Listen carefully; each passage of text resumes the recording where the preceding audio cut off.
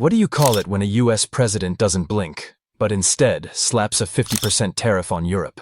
When Europe doesn't flinch, but strikes back by incinerating a $43 billion Boeing deal, rerouting trade through Canada, and triggering a $2 trillion shift in global commerce? You don't call it a dispute. You call it the beginning of a controlled collapse. This wasn't a negotiation gone bad.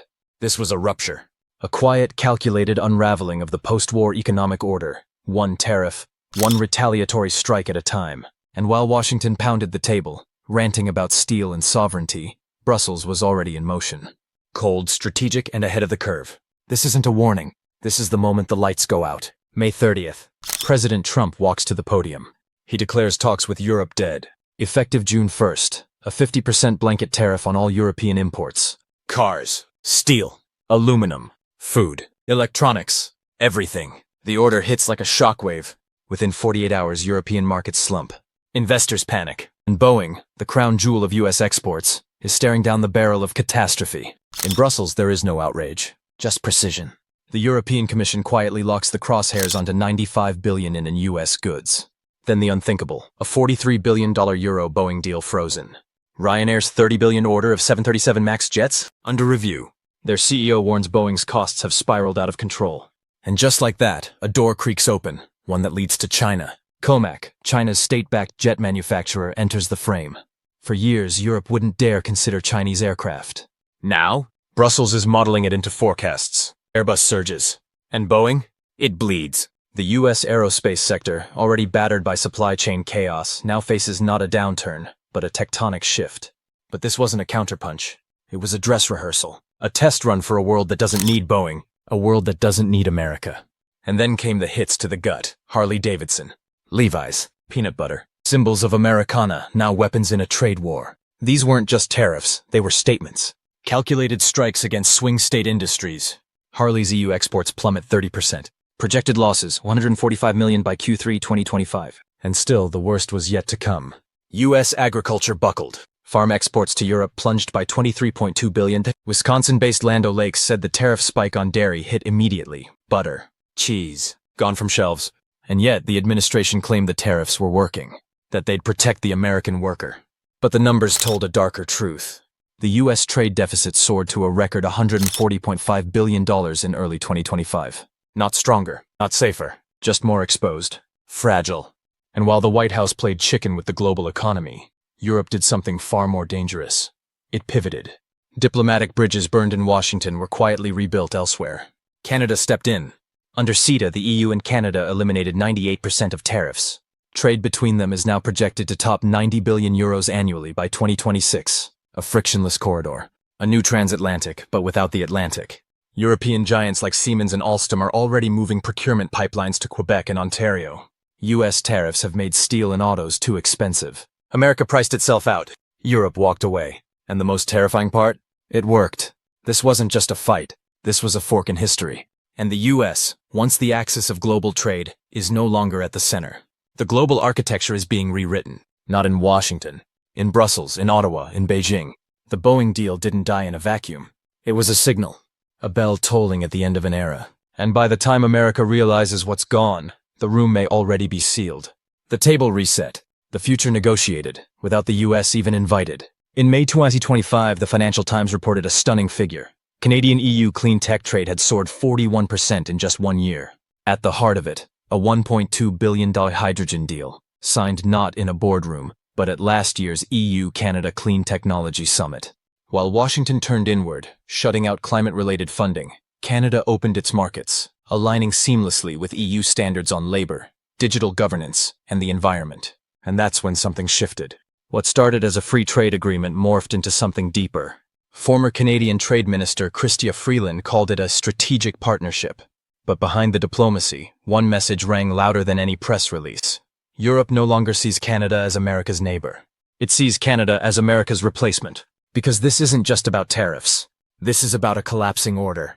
In the span of 10 weeks, US tariffs escalated from 10% on aluminum to 50% across the board. Retaliations followed. WTO complaints flooded in.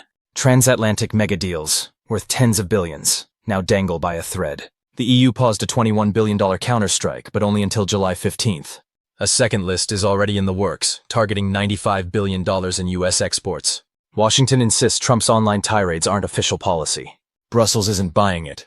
On June 2nd, the European Commission announced countermeasures will take effect July 14th, or earlier. Translation? Even if diplomacy is still technically alive, time isn't. The window is slamming shut, and what's at stake is no longer just trade, it's trust, dependence, influence, identity. While Washington picked a fight, Europe rewrote the rules. Billions flowed into clean energy infrastructure. The goal: sever reliance on U.S. supply chains. According to Financial Times, EU-Canada energy projects exploded in 2024, with $1.2 billion funneled into hydrogen and battery tech. Behind the scenes, the Brussels-Vancouver summit standardized solar components, secured rare earth supply chains, and greenlit AI-powered electric grids. Under its Repower EU plan, the bloc committed to producing 20 million tons of renewable hydrogen per year by 2030, enough to wipe out $60 billion in fossil fuel imports. This isn't just diversification, it's insulation. Intentional, strategic, irreversible. Clean power is flowing. New routes, new partners, new protocols. And as the global industrial center of gravity shifts, it's no longer pulled by Washington or Beijing. Europe is charting its own arc, funded by itself. Pointed due north. But this isn't just about clean tech. It's spreading. If Ryanair pulls the plug on its $30 billion Boeing order, it would mark a once unthinkable first. A major EU airline choosing China's COMAC jets over American aircraft. Bloomberg says the talks have already started. Tariff-driven price hikes, supply chain delays. It's all collapsing on Boeing. CEO Michael O'Leary made the stakes explicit. If costs don't stabilize, all options are on the table. And if Ryanair flips, it doesn't just hurt Boeing's balance sheet. It legitimizes China's foothold in a Western-dominated market. It fragments FAA influence. It splits the global standard for aviation safety. Airbus might get a short-term bump, but the long-term signal is seismic. The skies are no longer American. CETA wasn't a trade pact. It was a trial run. Now the model is spreading across Africa, Asia, the Middle East. Since 2023, EU negotiators have opened 17 new bilateral talks. The template: zero tariffs, labor alignment, digital infrastructure bundled into trade deals. AI, semiconductors, fiber networks offered as joint investments in Kenya, India, the UAE. While the US focused on tariffs, the EU signed a $3.4 billion supply chain deal with India, bypassing the dollar entirely in key energy contracts. Wall Street Journal analysts aren't calling this retaliation anymore. They're calling it a strategy, a pivot, structural The US built a wall, Europe built an exit, and the world is moving through it. When Trump imposed 50% tariffs and slammed the door on an EU deal, Brussels didn't negotiate. It pivoted. Today it's preparing to strike back at $95 billion in US exports. And Bloomberg Economics warns, if this continues, US-EU trade could shrink by $2 trillion over the next decade. This isn't turbulence, it's tectonic. Airbus shares surged in Frankfurt. Canadian steel exports to Europe jumped 24% in Q1 2025. 7 new trade deals, excluding the US, are now moving at full speed. At a recent Brussels panel, former EU Commissioner Cecilia Malmström put it bluntly: decoupling isn't a threat, it's a plan. Washington thought tariffs would force Europe back to the table. But Europe didn't pause. It built alternate corridors. It backed alternate suppliers. It reduced transatlantic friction with surgical precision. The silence from Washington? It's no longer leverage. It's irrelevance. So here's the question. What happens when Boeing loses the skies? When COMAC gains credibility? When the US is no longer at the table where hydrogen, semiconductors, and next-gen aviation are decided? This isn't a tantrum. It's an extraction. Contract by contract. Tariff by tariff. Pivot by pivot. Europe is unplugging, methodically, deliberately, permanently. And as Washington keeps pulling the same rusty levers it's relied on for 3 decades, Brussels is writing a new script. One that doesn't need permission. One that doesn't wait. If this $2 trillion rupture is the wake-up call, the next chapter won't just shift the balance of trade. It will redefine who gets to shape the world that comes.